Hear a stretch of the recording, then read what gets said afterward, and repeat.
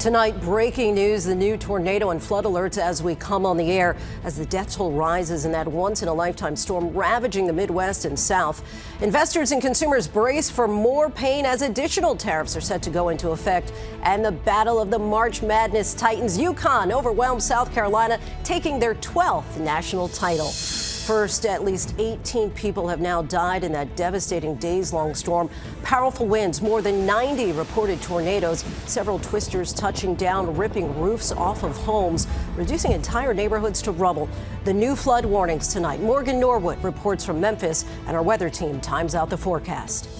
The news just in, UConn is back, defeating South Carolina to become the new women's college basketball national champions. Faith Abube is at the big game in Tampa.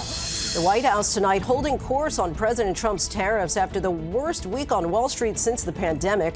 Americans are bracing for price increases, watching their 401ks dwindle. The president golfing in Florida and reading headlines about the trade war. The administration now says other countries are ready to come to the negotiating table. The worst measles outbreak in West Texas in 30 years claims another victim. A second school-age child has died.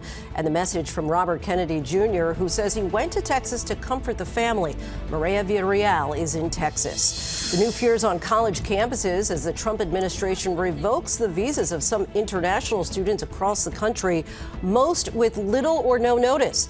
The Duke basketball star who may no longer be eligible to stay in the U.S., Melissa Dunn from the campus of UCLA.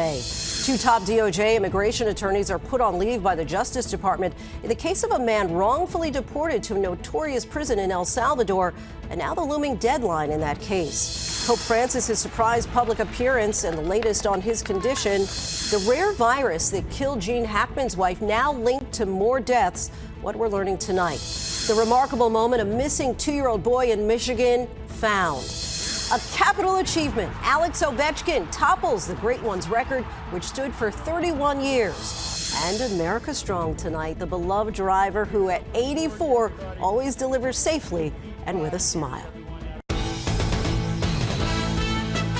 From ABC News World Headquarters in New York, this is World News Tonight. Good evening, everyone. Thanks so much for joining us on this Sunday. I'm Lindsay Davis.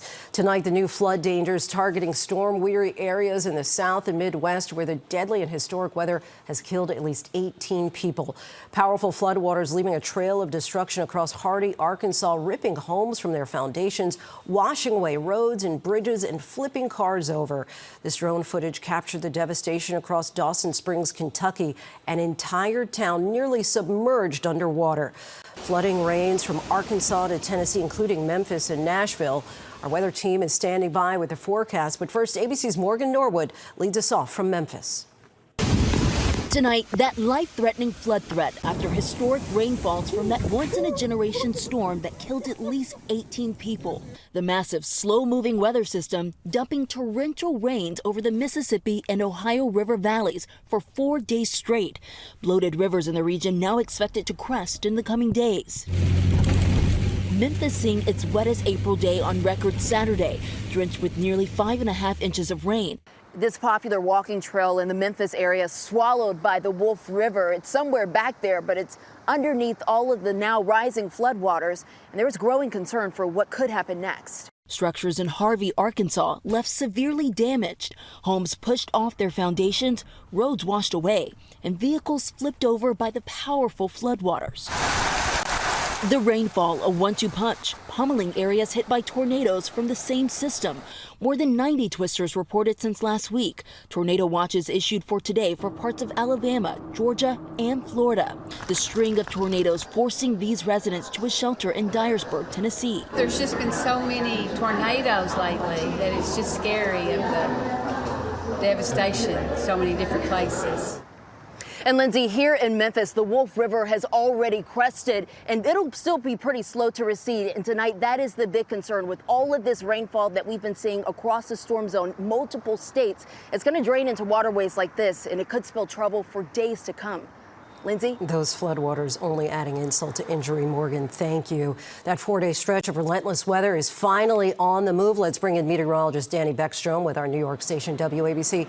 Danny, it seems like flooding is still a serious threat.